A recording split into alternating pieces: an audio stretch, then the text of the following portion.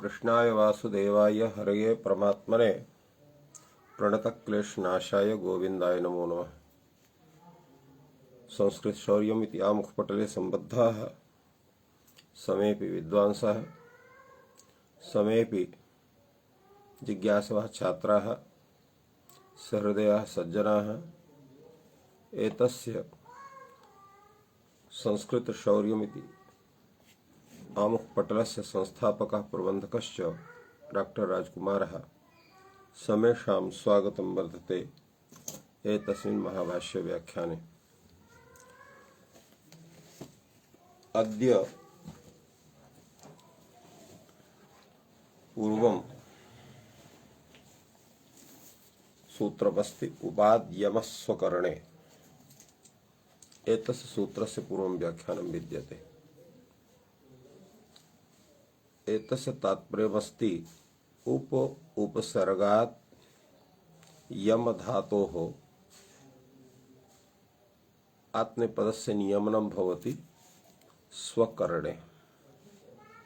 स्वकरण शब्दस्य अर्थः भवति स्वीकारः। स्वकरणं नाम स्वीकारः, अर्थात् स्वीकारार्थे उपपूर्वकात् यम धातोः आत्मनेपदस्य नियमनं भवति इति सूत्रार्थः भवति सम्पद्यते।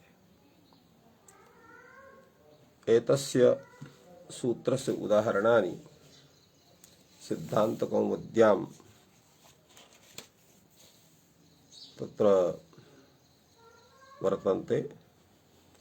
भार्याम् उपयच्छते एव रूपेण तत्र आगतम्, अर्थात् भार्यां स्वीकरोति इत्यर्थः। अत्र प्रश्नः भवति, यदा स्वकरणे उपपूर्वकात् यम धातोः आत्मनेपदं भवति तर्हि स्वं शाकटान्तम् उपयच्छति। अत्रापि यम धातुः उपपूर्वकात् वर्तते। स्वकर्ण इत्यपि अर्थः अत्र अस्ति। फलतः अत्र स्वं शकटान्तम् उपयच्छति इत्यत्र कथं न आत्मनेपदस्य नियमनं भवति इति प्रश्नः। इह कस्मात् न भवति स्वं शाटकान्तम् उपयच्छति इति। पूर्वम् अत्र एतद् विचारणीयमस्ति। अत्र स्वीकार स्थितिः अस्ति न वा, एतस्मिन् विषये कैयटः एतस्य तात्पर्यं प्रस्तौति। स्वस्य स्वत्वेन स्थितस्य ग्रहणादिकं करणं स्वकरणं गृह्यते इति मत्वा पृष्टः। स्वस्य स्वत्वेन स्थितस्य ग्रहणादिकं, स्वत्वेन स्थितस्य ग्रहणादिकं करणं स्वकरणं इति मत्वा ये कस्मात् न भवति स्वं शाटकान्तम् उपयच्छति। एतस्यापि तात्पर्यं नागेशः कथयति। स्वस्य सतः षटकान्तस्य अभूत प्रादुर्भाव लक्षण करणायोगात् प्रश्नानुपपत्तिः। स्वस्य सतः, सतः नाम विद्यमानस्य, शकटान्तस्य अभूत प्रादुर्भाव लक्षण करणायोगात्, अभूत प्रादुर्भाव लक्षण करणत्वम् अत्र नास्ति, अतः अत्र एवं स्वरूपमस्ति। अर्थात् अत्र करणम् इत्यस्य अर्थः भवति क्रिया। करणं क्रिया ग्रहणादि रूपा एवं रूपेण एतस्य व्याख्यानं जातम्। समाधानं भवति एतस्य, अस्वं यदा स्वं कुर्यात् तदा भवितव्यम्। अर्थात् यत् स्वं नास्ति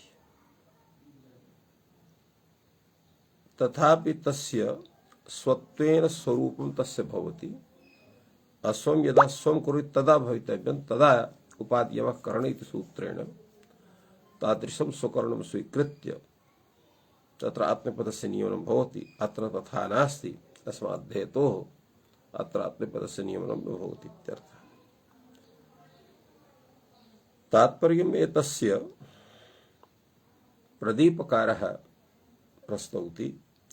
अंतरंगत्वात् निष्पादन लक्षणोत्र करोत्यर्थे गृह्यते। अर्थात अत्र अंतरंगत्वात् निष्पादन लक्षण, लक्षणम नाम स्वरूपम, निष्पादन लक्षण निष्पाद स्वरूपवान अत्र करोत्यर्थ, करोति इत्यस्य अर्थात्र गृह्यते, अर्थात कर्ण पदार्थ भवति।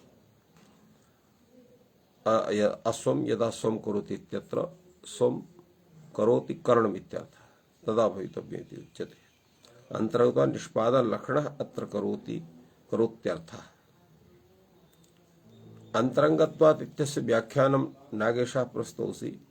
निष्पन्नस्य हि ग्रहणं निष्पत्ति, निष्पन्नस्य ग्रहणं निष्पत्ति कथ्यते।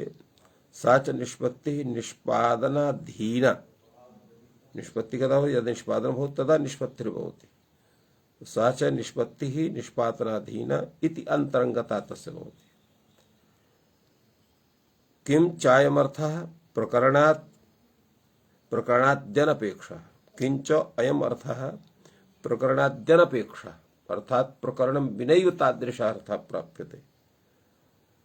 अर्थान्तरे तदपेक्षा इत्यन्तरंगत्वम्, यदा तस्य किंचित अर्थान्तरं विद्यते तदपेक्षा से अंतरंगत्वं भवति। एवं एतस्य तात्पर्यं वदति नागेशः। अनेन किम् आयातम्, किम् अस्माभिः ज्ञातव्यं भवति। यतो हि सर्वोपि अयं व्याख्यान विशेषः किंचित् भिन्नतया प्रतीयते। तत्र कारणमित्थमस्ति, अत्र यस्य यत् स्वं नास्ति, स्वकीयं वस्तु यन्नास्ति, तदापि स्वत्वेन तस्य स्वीकरणं भवति। स एव स्वीकार पदार्थ, तत्र स्वकरण पदार्थ। अतएव निष्पादन लक्षण अत्र करोत्यर्थे इति कय्यट आह। तस्यापि तत्र अंतरंगत्व विषये निष्पन्नस्य ग्रहणं निष्पत्ति इत्यर्थः। अंतरंगता निष्पादनाधीना इति भवति। एवं अत्र तादृशी निष्पत्तिः अत्र गृह्यते। स एव तदेव स्वकरणम्। अयं च निष्पत्ति विशेषः प्रकरणाद्यनपेक्षा, प्रकरणं विनैव, अर्थात् स्वतः तस्य प्राप्तिर्भवति इत्यर्थः। यतो हि प्रकरणादपि अर्थान्तरं जायते,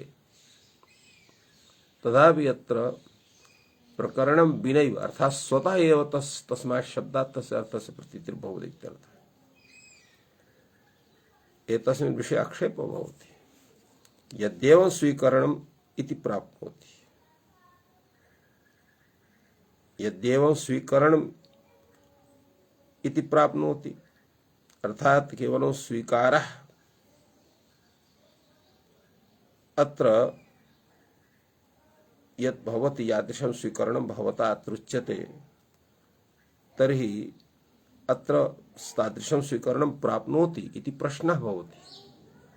यद्येवं स्वीकरणम् इति प्राप्नोति उच्यते विचित्राः तद्धितवृत्तयः,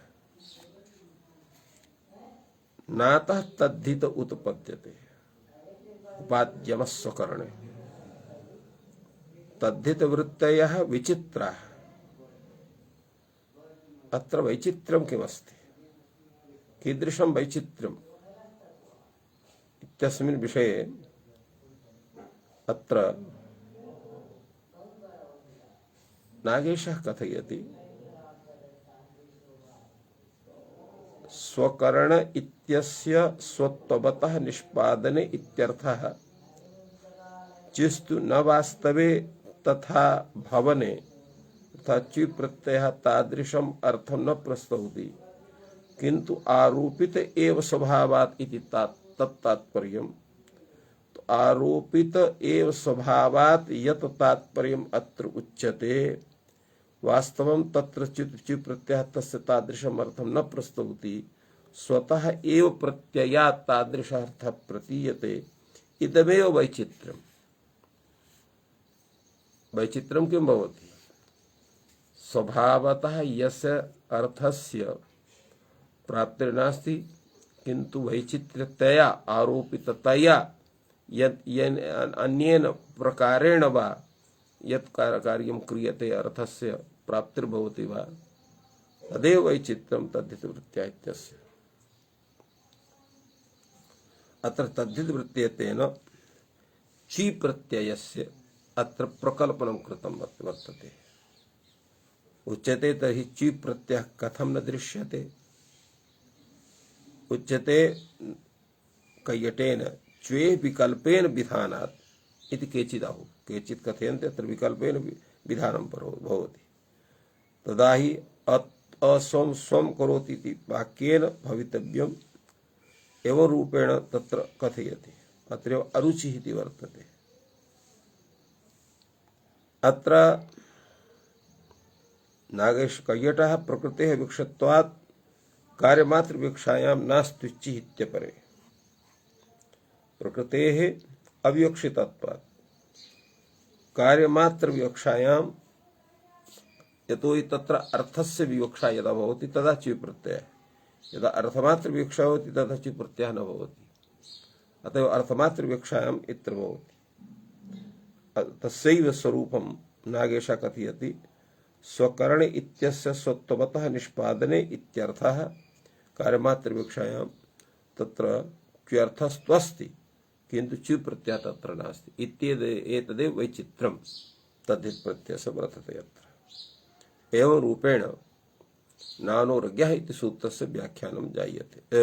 उपाद्यमः इति स्वकरण इति सूत्रस्य व्याख्यानं जायते। क्षम्यताम्। अग्रे तत्र सूत्रमस्ति नानोर्ज्ञः। नानोर्ज्ञः इति सूत्रं यद् वर्तते तस्मात् पूर्वं सूत्रमस्ति ज्ञा श्रु स्मृ दृशां सनः। ज्ञा श्रु स्मृ दृशां सनः इति सूत्रे भाष्यग्रन्थः नास्ति, किन्तु नानोर्ज्ञः इति सूत्रे भाष्यम् अस्ति। तत्र सनः इत्यस्य अनुवृत्तिर्जायते। अनुपूर्वकात् सन्नन्तात् ज्ञा धातोः आत्मनेपदस्य नियमनं न भवति इत्यर्थः इति सूत्रार्थः जायते। एवं एतस्य स्वरूपम् अस्ति यत् तत्र पुत्रम् अनुजिज्ञासति इति उदाहरणं वर्तते। अत्र ज्ञा श्रु स्मृ दृशां सनः इति सूत्रेण अत्र आत्मनेपदस्य नियमनं प्राप्नोति। तस्य निषेधम् इदं सूत्रं विदधाति नानोर्ज्ञः इति। अनुपूर्वकात् सन्नन्तात् ज्ञा धातोः आत्मनेपदं न भवति, आत्मनेपदस्य नियमनं भवति इति सूत्रार्थः सम्पद्यते। इदं सूत्रं किं सर्वेषां निषेधं विदधाति? आहुषु केवलम् एकस्यैव निषेधं विदधाति इत्यस्मिन् विषये भाष्यकारस्य चिन्तनं वर्तते। भाष्यकारः कथयति अनोर्ज्ञः प्रतिषेधे सकर्मक वचनम्। यदा अनुपूर्वकात् सन्नन्तात् ज्ञा धातुः आत्मनेपदस्य नियमनं भवति तदा सः धातु सकर्मकः स्यात्। सकर्मकात् अनुपूर्वकात् सन्नन्तात् ज्ञा धातोः आत्मनेपदस्य नियमनं न भवति इति सूत्रार्थः तस्य सम्पद्यते। अत्र प्रश्नः भवति अत्र सकर्मग्रहणस्य प्रयोजनं किमस्ति? भाष्यकारः उच्यते कथयति यमाभूत औषधस्य अनुजिज्ञासते। अत्र अनुपूर्वक सन्नन्त ज्ञा धातुः अकर्मकः औषधस्य अनुजिज्ञासते इति उदाहरणम्। अत्र या षष्ठी विभक्ति अत्र दृश्यते सा ज्ञो विदर्थस्य करणे इति सूत्रेण षष्ठी अस्ति। औषधस्य अनुजिज्ञासते इत्यत्र।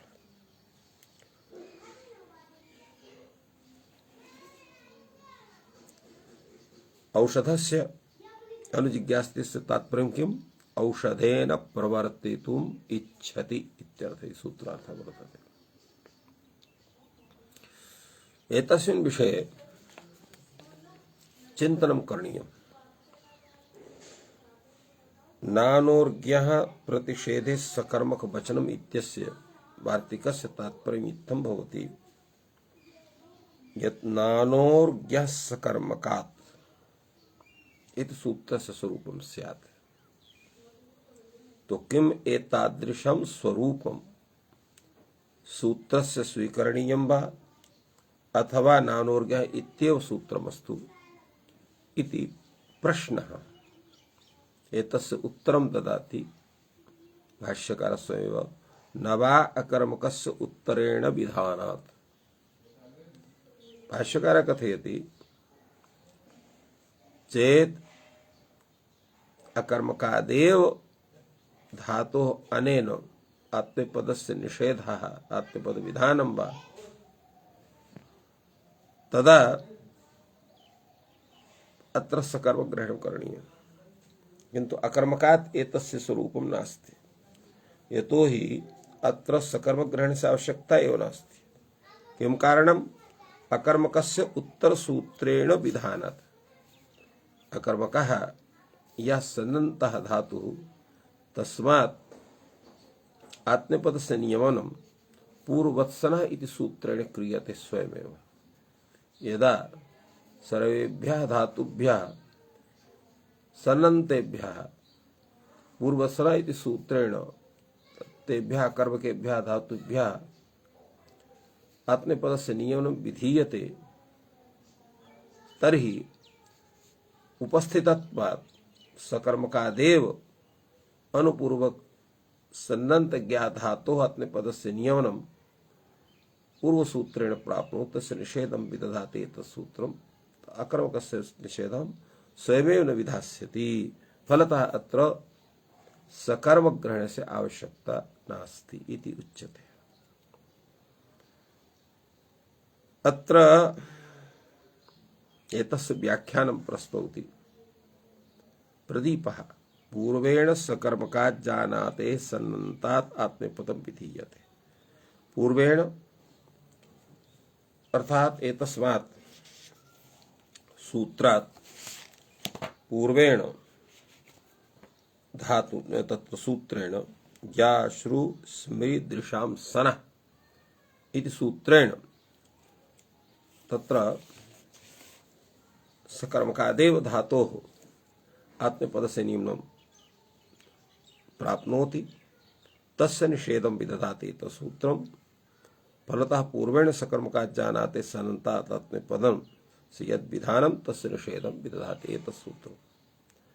अकर्मकः यः एवं भूतः धातुः तत्र पर एतत् सूत्रम् अर्थात् ज्ञासु इत्यादि सूत्रं परत्वात् प्रवाद्य पूर्ववत्सनः इत्यनेन सूत्रेण अकर्मकात् सन्नन्तात् ज्ञा धातोः आत्मपदस्य नियमनं भवति इति स्वरूपं वर्तते।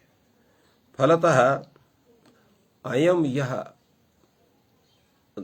तत्र सूत्र विशेषः नानोर्ज्ञः इति सूत्रं यद् वर्तते तत् पूर्वस्य सूत्रस्यैव बाधकं भवति निषेधकं भवति ज्ञासृ स्मृतिदृशां सनः इत्यस्य, न तु परस्य पूर्वसनः इति सूत्रस्य इति धिया वार्तिककारः कथयति। प्रतिषेधः पूर्वस्य च पूर्वस्यैव सूत्रस्य प्रतिषेधं विदधाति नानोर्ज्ञः इति सूत्रम्। पूर्वस्य चायं प्रतिषेधः स च सकर्मकार्थः आरम्भः अर्थात् ज्ञासृ स्मृतिदृशां सनः इति यत् सूत्रं वर्तते तत्सूत्रं सकर्मकेभ्यः एव ज्ञा प्रवृत्तिभ्यः धातुभ्यः आत्मनेपदस्य नियमनं विधाति। फलतः अत्र तस्यैव निषेधं विदधाति नानोर्ग्यः इति सूत्रम्। अतः तत्र सकर्मग्रहणस्य आवश्यकता नास्ति। अत्र प्रश्नः भवति, कथं पुनर्ज्ञायते पूर्वस्यैव प्रतिषेधः न परस्य, अर्थात् पूर्वस्यैव शास्त्रस्य प्रतिषेधं विदधाति एतत् सूत्रमिति कथं वक्तुं शक्यते। तदा उच्यते वचनं तादृशं वर्तते। किं वचनम्? अनन्तरस्य विधिर्वा प्रतिषेधो वा। तो प्रतिषेधः तत्र विधिर्वा अनन्तरस्यैव भवति। अनन्तरं किमस्ति? नानोर्ग्यः इति सूत्रं। ततः पूर्वमनन्तरं किमस्ति? ज्ञाश्रीस्मृतिशां सनः इति सूत्रम्। फलतः ज्ञाश्रीस्मृतिशां सनः इति सूत्रस्यैव प्रतिषेधं विदधाति नानोर्ग्यः इति सूत्रम् अन्यस्य विदधाति। तो यथा प्राप्ति तथा निषेधः। प्राप्ति कस्य भवति? सकर्मकस्य ज्ञाधातोः सन्नन्तस्य ज्ञाधातोः प्रतिषेधः विधि, तस्यैव निषेधं विदधाति इति सूत्रम्। अतः सकर्मकादेव स्वतः तत्र अनुपूर्वकात् ज्ञाधातोः सन्नन्तात् ज्ञाधातोः प्रतिषेधः भविष्यति। फलतः तस्य सकर्मग्रहणस्य आवश्यकता नास्ति इति सिद्ध्यति। अत्र प्रश्नः भवति, एतदेव पुनः कथं ज्ञायते? किं पुनर्ज्ञायते? सकर्मकार्थः आरम्भः, अर्थात् सकर्मकाः यः अनुपूर्वकः सन्नन्तः ज्ञाधातुः तस्य कृते एव आरम्भः वर्तते। तत्रोच्यते अकर्मकात् जानते सनः आत्मनेपदवचने प्रयोजनं नास्ति। यतोहि अनुपूर्वकात् अकर्मकात् ज्ञाधातोः सन्नन्तात् ज्ञाधातोः आत्मनेपद नियमनस्य कुत्रापि प्रयोगः तादृशः नास्ति। आत्मनेपदवचने प्रयोजनं नास्ति इति कृत्वा सकर्मकार्थः विज्ञायते। सकर्मकार्थः एव एतत् सूत्रं वर्तते, तस्यैव निषेधं विदधाति इत्यर्थः। इति सम्यक्तया एतस्य विचारः सञ्जायते। इत्थं नानोर्ग्यः इति सूत्रस्य विचारः। एतानि सूत्राणि यानि पठितानि यत्र एतद् भाष्यं वर्तते, प्रायः तत्र किञ्चित् यद् वैशिष्ट्यं वर्तते, यस्य विषये विचारः आवश्यकः, तस्मिन् विषये भाष्यकारः स्वकीयं मतं प्रस्तौति। यश्च विचारः स्वयमेव सूत्रादेव लभ्यते तस्य विवेचनं भाष्यकारः न विदधाति इति भाष्यस्य शैली काचन वर्तते। अतएव एतादृशः विचारः यत्र सकर्मग्रहणस्य सकर्मकस्य ग्रहणं करणीयं वा न वा करणीयं, न करणीयं चेत् तत्र को हेतुः येन सकर्मग्रहणं विनैव एतत् सर्वं कार्यं सिद्ध्यति। एतस्य सम्यक् विचारः भगवता भाष्यकारेण विहितः। अधुना वर्तते षदेशितः इति सूत्रम्। षदेशितः इति सूत्रस्य किं तात्पर्यं? तस्य वृत्तिर्भवति सिद्धान्तकौमुद्यां षिद्भाविनः अस्मात् आत्मनेपदं स्यात्। अत्र षदृशात्रे इति धातु वर्तते, यस्य शीयते शीयेते शीयन्ते इति रूपं भवति। अत्र षदेशितः इत्यनेन आत्मनेपदं भवति। षिद्भाविनः अस्य, यः अयं षिद् धातुः अग्रे षित् भविष्यति इति मत्वा अत्र षिद्भाविनः षद् धातोः आत्मनेपदं भवति इति तात्पर्यं वर्तते। अत्र षद् धातोः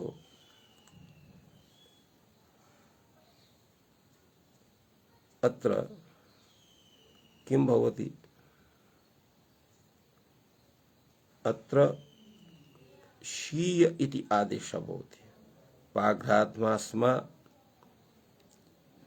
पाघ्राध्मास्थाम न दाण दृश्यर्ति सर्ति शतसताम पिब जिग्र धम तिष्ठ मन यच्छ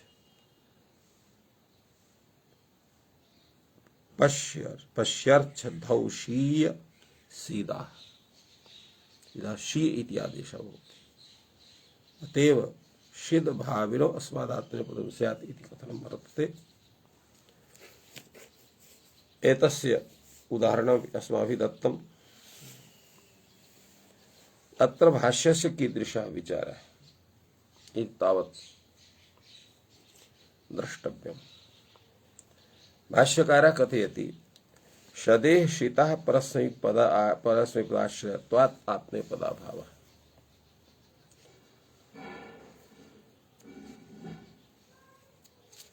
शदेः शीतः परस्मैपदाश्रयत्वात् शतधातोः यत् शीत्वं जायते तत् परस्मैपदाश्रयत्वात् अत्र वर्तते। फलतः अत्र आत्मनेपदस्य नियमनं न भवितुमर्हति। शदेः शीतः परस्मैपदाश्रयत्वात् अर्थात् परस्मैपदमादाय एव शदधातुः तत्र शीत्वं लभते। आत्मनेपदस्य तत्र यदा परस्मैपदस्य विधानं भवति तर्हि आत्मनेपदस्य अभावः भवति। अतः तस्य आत्मनेपद विधानाय पृथक्तया एतत् सूत्रं लिखितं वर्तते। शीयतेन अत्र आत्मनेपदस्य नियमनं स्यात् तेन शीयते शीयेते शीयन्ते रूपं चलति। एतस्मिन् विषये कैयटः अपि तादृशमेव व्याख्याति। षिद् विकरणोत्पत्तेः पूर्वम् आत्मनेपदनिमित्ताभावात्। यतोहि षिद् विकरणोत्पत्तेः पूर्वम् यथा अत्र शतधातुः वर्तमाने लट् इति लट्लकारः शदला इति भवति। एतस्मिन् समये तत्र शदधातुः न तु अनुदात्तेत् वर्तते न च ङित् वर्तते न च ईत् वर्तते स्वरितेत् वा वर्तते। फलतः शेषात् कर्तरि परस्मैपदम् इति सूत्रेण आत्मनेपदनिमित्तहीनात् धातोः परस्मैपदं स्यात्। आत्मनेपदनिमित्तहीनत्वम् अत्र शद् वर्तते शदि धातौ। फलतः अत्र एतस्मात् परस्मैपदस्य नियमनं संजायते। परस्मै तत्र कृते षित् प्रत्यये यदा षित् प्रत्ययः भवति अर्थात् शपादिकं भवति तदा न अनेन विहितं परस्मैपदं निवर्तयितुं शक्यते। अनेन विहितं यत् परस्मैपदं तस्य निवर्तनं न कर्तुं शक्यते इति अप्रतिपादकत्व लक्षणम् अप्रामाण्यम् अस्य सूत्रस्य। अर्थात् एतस्य सूत्रस्य प्राप्तिरेव न भवितुमर्हति इति मत्वा अत्र विचारः जायते। इति मत्वा अत्र विचारः। एतस्य विषये तत्र शेषत्वात् इति प्रतीकमादाय कैयट प्रतीकमादाय अत्र व्याख्याति नागेशः। सः कथयति अनुदात्तङितोः भावकर्मणोः इति सूत्रद्वयापेक्षस्य शेषस्य इव तत्र ग्रहणात् विकरणभ्यो नियमस्य बलवत्वात् निवर्तयितुं तत्र विकरणभ्यो नियमस्य बलवत्वात् अत्र नियमसूत्रस्य विकरणात् पूर्वं प्रवृत्तिर्भवति। तेन अनन्तरं विकरणं भविष्यति। तर्हि पूर्वं परस्मैपदम् अनन्तरं विकरणं स्यात्। एवं स्थितिः वर्तते। यदा तस्य परस्मैपदस्य नियमनं भवति तर्हि भुक्तवन्तं प्रति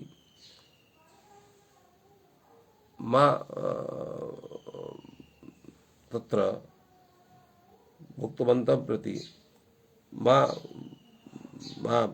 तत्र भुङ्क्त इति वक्तव्ये किं तेन कृतं स्यात् इति न्यायेन अत्र पुनः आत्मनेपदस्य नियमनं न भवितुमर्हति। कथं? शास्त्रान्तरेण कृत नियमस्य निवृत्तिः अशक्या, तेन निवर्तित तंगाम प्रत्पत्तिश्च शक्या इति तात्पर्य। अर्थात कथमपि पुनः आत्मनेपदस्य नियमनं न भवितुमर्हति इति विचारः अत्र प्रवर्तते। अन्योपि आक्षेपः अत्र भवति, किंच भो शदे षित् परस्मैपदेषु इत्युच्यते। यत शदेः तत्र प्रश्नः भवति, किं शदधातोः षित् परस्मैपदेषु इत्युच्यते, अर्थात सदेह षित् परस्मैपदेषु परेषु षित् इत्युच्यते। सार्वधातुक संशब्दनेन षितः विधानम न परस्मैपदे संशब्देन, अर्थात अत्र सार्वधातुक संशब्देन षितः विधानम, सार्वधातुके परे षित् प्रत्ययस्य विधानं भवति, न परस्मैपद संशब्देन, अर्थात परस्मैपद विषयकम यत् षित् तत्र तस्य विषय चिंतनं नास्ति। सार्वधातुक संशब्देन यत् षितस्य विधानं भवति, षितः विधानं भवति। सार्वधातुक संशब्देन तस्य किं तात्पर्यम्? अर्थात सार्वधातुक संज्ञकं निमित्तीकृत्य यस्य विधानं भवति तादृशं स्वरूपम्। एतादृशं स्वरूपं कस्य अस्ति? शपादीनां। कर्तर्थे सार्वधातुकोरे धातोः शप् स्यात् इति कर्तरिषु इति सूत्रार्थः। तो कर्तर्थे सार्वधातुके परे इति सार्वधातुक शब्देन षितः विधानम् इत्यस्य कथनं वर्तते। किन्तु परस्मैपदस्य विधानं कथं भवति? परस्मैपदस्य तत्र सार्वधातुक विधानं तत्तिंशित् सार्वधातुकम् इति सूत्रेण। धातोः विहितः या षित् परस्मैपदं च यत्र षित् तिङ् च तत्सार्वधातुक संज्ञा भवति। अत्र परस्मैपदविधानं परस्मैपद संशब्देन अत्र सार्वधातुकत्वं नास्ति, अपितु सार्वधातुक संशब्देन षितः विधानं वर्तते इति तात्पर्यम्। उच्यते न खलु परस्मैपदेषु इत्युच्यते, परस्मैपदेषु तु विज्ञायते। परस्मैपदेषु तत्र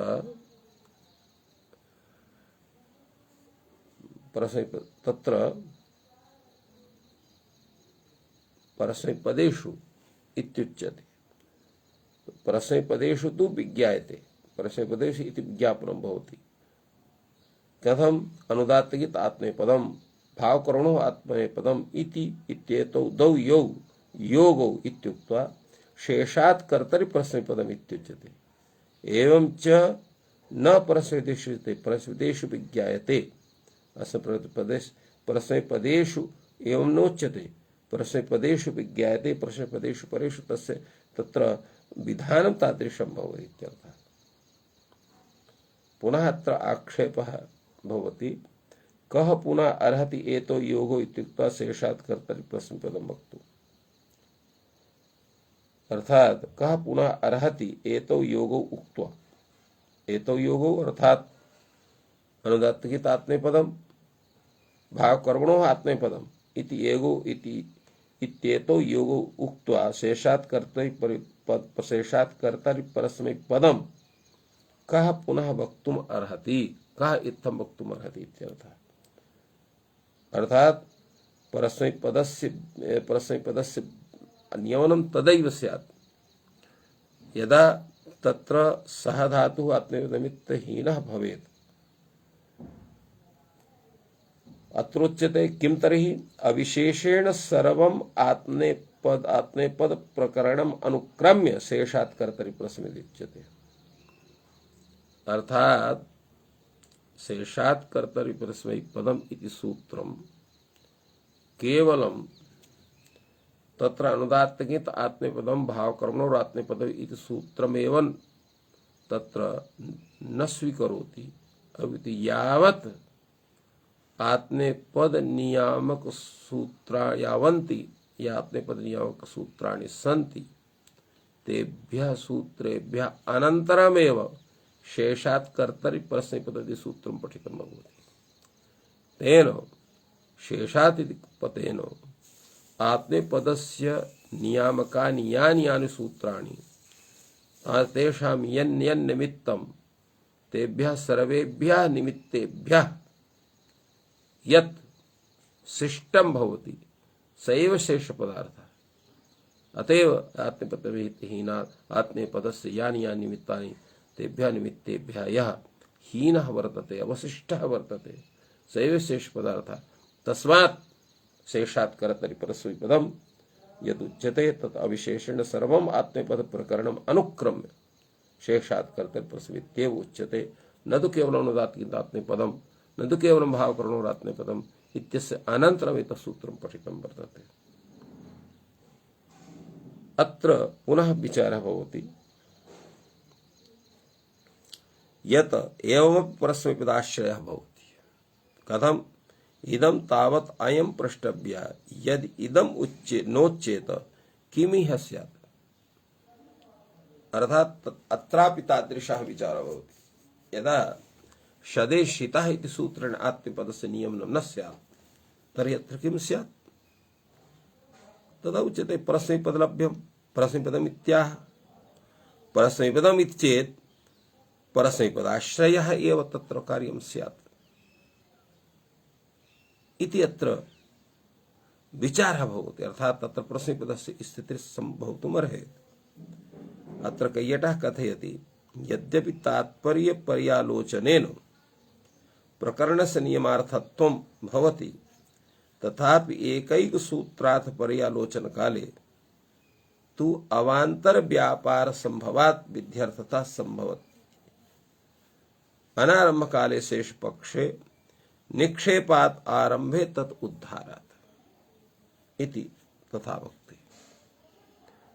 तात्पर्यम् एतस्य भवति यत् यत्र आत्मनेपदं नास्ति तत्र परस्मैपदमेव तत्र उच्यते। यत्र च आत्मनेपदस्य निमित्तानि सन्ति तत्र आत्मनेपदस्य नियमनं भवति इत्यर्थः।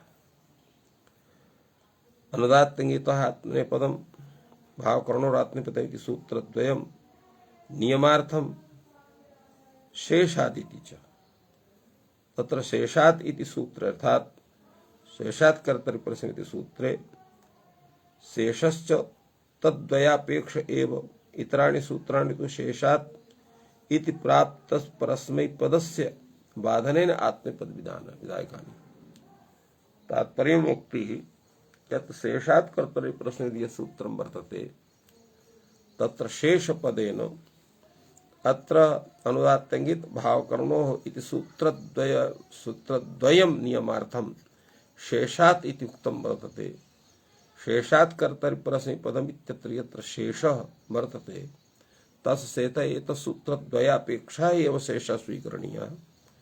यानि आत्मनेपदस्य नियामकानि सूत्राणि सन्ति तर्हि शेषात् कर्तरि परस्मैपदम् इति सूत्रं प्रवाद्य ते आत्मनेपदस्य नियामकानि भवन्ति। एवं शदेशिता इति तादृशमेव सूत्रं यत्र शदेशिता इति सूर्वस्य प्राप्तिर्न भवति तदा आत्मनेपदस्य स्थाने परस्मैपदस्य नियमनं भवति। तत्र शितः पूर्वस्य अप्राप्तेः बाधकाभावात् परस्मैपदस्य प्राप्तिर्जायते। पश्चात् जात निवृत्त्य योगेन अप्रामाण्यात् तत्र अस्य अप्रामाण्यम् अस्य आपद्यते। अर्थात् एवं स्थितिर्भवति यत् परस्मैपदस्य निवर्तनं कथं भवितुमर्हेत् इति तात्पर्यम् आगच्छति। अस्मिन् विषये तत्र कैयटः यत् उक्तवान् अनारंभे शेषपक्षे निक्षेपात् आरंभे तद् उद्धारात् एतस्य व्याख्यानं नागेशः प्रस्तौति।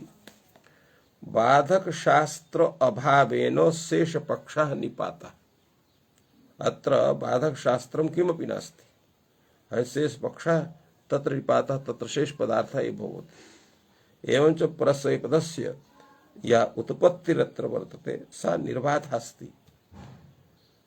आरम्भ इत्यस्य कः अर्थः? आरम्भः स्वरूप कथनम् इदं स्वरूप कथन से मदद करते हैं। अतः शेष पक्षात एव अत्र उद्धारात अर्थात बहिर्भावात एतस्य सर्वस्य समाधानम वदति भाष्यकारः। सिद्धम तु लडादीनाम आत्मनेपद वचनात्, लडादीनाम आत्मनेपद वचनात् एतत् सिद्धम वर्तते। कथम सिद्ध्यति? षडेः लडादीनाम आत्मनेपदम भवति इति वक्तव्यम्। षडेः लडादीनाम अर्थात षडे शत धातोः विहितायाः लडादयः लकाराः तेषां स्थाने आत्मनेपदस्य नियमनं भवति इति वक्तव्यम्। अत्र सूत्रस्य स्वरूपम् इत्थं करणीयम्। षडेः लडादिना आत्मनेपदं भवति षडेशितः इति सूत्रस्य। किन्तु एतत् सर्वं तु भवितुम् अर्हति। भाष्यकारः क्षिपति पुनः सिद्ध्यति सूत्रं तर्हि विद्यते, किन्तु सूत्रस्वरूपं भिन्नं स्यात्। अर्थात् सूत्रस्वरूपं षडेः लडादिना आत्मनेपदं भवति इति सूत्रस्वरूपं स्यात्। तया उच्यते यथा न्यासमेव वस्तु, अर्थात षडेः शितः इति सूत्रमेव वस्तु। पुनः तत्र सैव जिज्ञासा उत्पद्यते। ननु चोक्तं षडेः शितः प्रसिद्धाश्रयत्वात् आत्मनेपदाभावः, आत्मनेपदं न भवितुम् अर्हति। तदा उच्यते नैष दोषः, अत्र दोषः नास्ति। यतो हि षडेः शितः इत्यत्र, शितः इत्यत्र पंचमी नास्ति, कास्ति षष्ठी अस्ति। अर्थात शितः इति नैषा पंचमी का तर्हि संबंधे षष्ठी अस्ति। शीतो यः शदिः एवं रूपेण तत्र अन्वयः करणीयः। तत्र प्रश्नः भवति कश्च शीतः शदिः भवति? उच्यते प्रकृतिः। षदेः शीत प्रकृतिरिति। षदेः अर्थात शीत प्रकृतेः इत्यर्थः।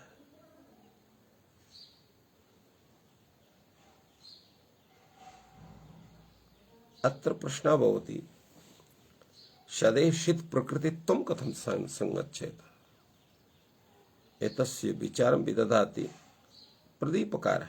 कथयति योग्यतया शीत प्रकृतित्वम् आश्रित्य प्रागेव शीत उत्पत्तेः आत्मनेपदं विधीयते। शीत प्रकृतित्वम् इत्यस्य योग्यतया शीत प्रकृतित्वम्। शीतः प्रकृतिः इति शीत प्रकृतिः इति षष्ठे स्वरूपम्। तत्र शीतः प्रकृतिः, शीतः शबादीनां या प्रकृतिः भवति इति शीत प्रकृति, अतएव षष्ठी इति स्वरूपम्। शीतः अर्थात शीत प्रकृति, शीतः प्रकृति, शीत प्रत्ययस्य प्रकृति, तादृशं शीत्वम् अत्र वर्तते एव। तत्र भाविनि यत् शीत प्रकृतित्वं तत् आदाय एव अत्र आत्मनेपदस्य नियमनं भवति। योग्यतया शीत प्रकृतित्वम् आश्रित्य प्रागेव शीत उत्पत्तेः अर्थात शीत उत्पत्तेः प्रागेव अत्र आत्मनेपदस्य नियमनं जायते। फलतः न कश्चन दोषः। अथवा आह अयं षदेः शीतः इति सूत्रस्य स्वरूपं वर्तते षदेः शीतः इति, न च षदिः शीदस्ति। अर्थात षद यः प्रत्ययः स न कदाचित् शीत् भवति, अशीत् अस्ति। त एवं विज्ञास्यामः षदेः शीद विषयात् इति।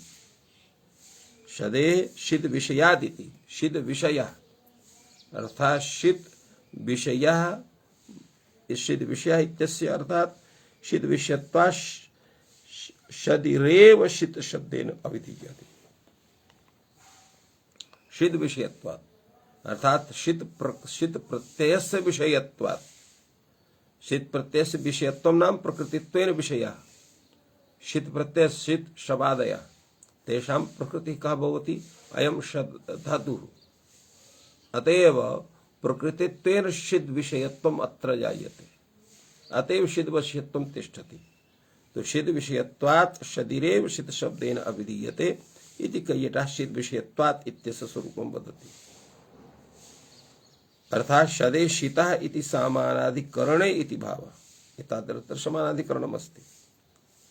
अनन्तरम् अपरमपि समाधानं प्रस्तौति भाष्यकारः। अथवा यद्यपि तावत् एतत् अन्यत्र भवति, विकरणेभ्यो नियमो बलीयान्, इह एतन्नास्ति, विकरणो हि इह आश्रियते शीतः इति। अर्थात यद्यपि एतत् वर्तते विकरणेभ्यो नियमो बलीयान्, अर्थात यदा विकरणस्य प्राप्तिरस्ति, नियमस्य प्राप्तिरस्ति, तदा नियमस्य बलवत्वं सिद्ध्यति।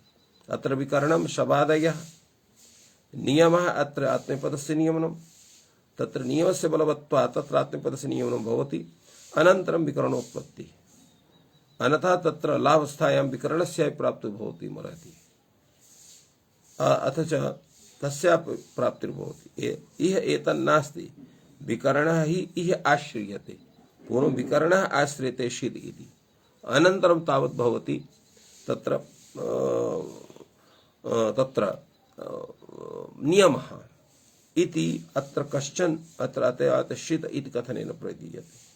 अथवा प्रकरणं नियमार्थं तत्र नियमात् पूर्वम् आत्मनेपद परस्मैपद पदानि अनियमेन प्रवृत्तानि, तत्र एतत्सूत्रारम्भ सामर्थ्यात् पूर्वं विकरणः प्रवर्तते। पश्चात् शीतः एव शदेः आत्मनेपदम् इति भवति।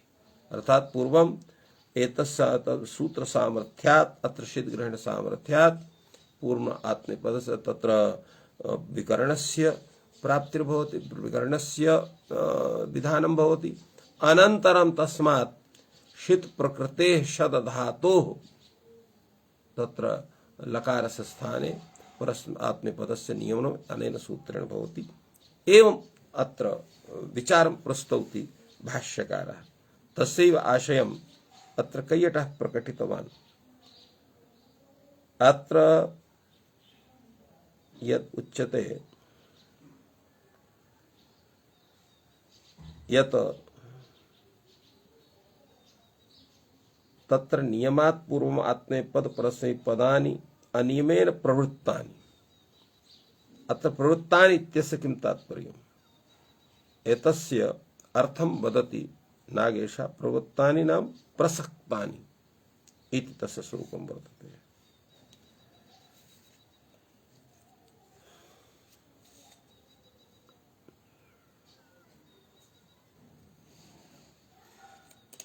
अत्र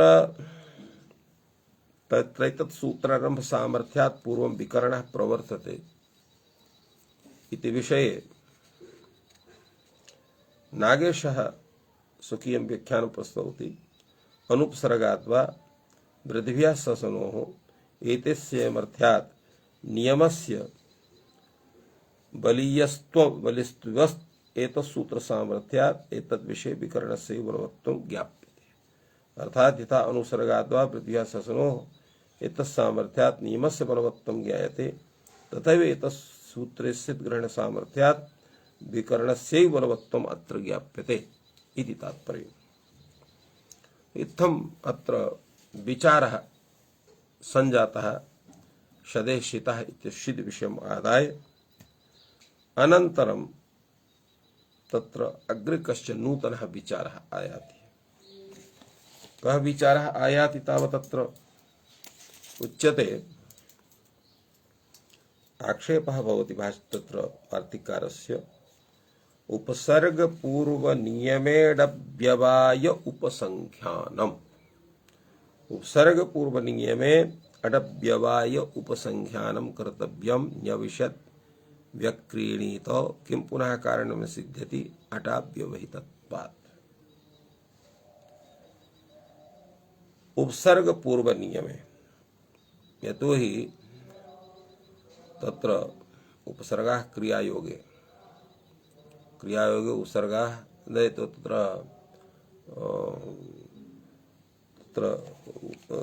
प्रायः क्रियायोग उपसर्गसंज्ञाः स्युः। अत्र तादृशं स्वरूपं वर्तते। अनन्तरं तत्र उपसर्गाः ये सन्ति ते धातुः पूर्वं भवन्ति। यत्र अडः विधानं भवति तत्र ये उपसर्गाः तत्र पूर्वं कथं स्युः, अटः पूर्वं स्युः अथवा धातुः पूर्वं स्युः इति प्रश्नः भवति।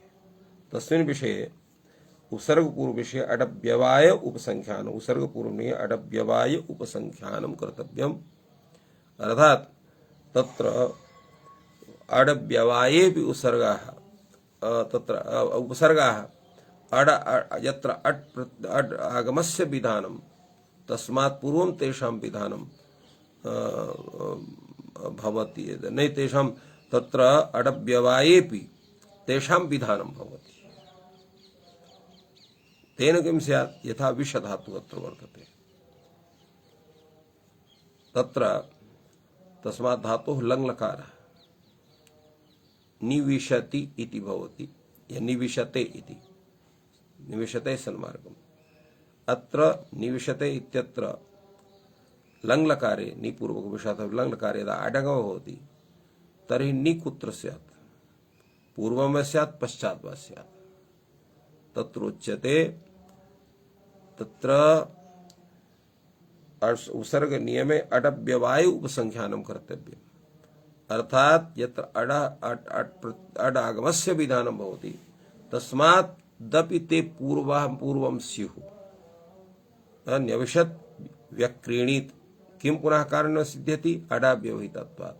कथं ते पूर्वं न भवितुमर्हति, अटः व्यवधानं तत्र वर्तते, तो अटः व्यवधाने तत्र पूर्वं ते कथं स्युः, अतएव एतद् वाक्यं करणीयं यत् ते अटः पूर्वं भवन्तु, धातुः पूर्वं न भवन्ति, यत् अत्र अटः विधानं वर्तते इति कश्चन नियमः कार्यः।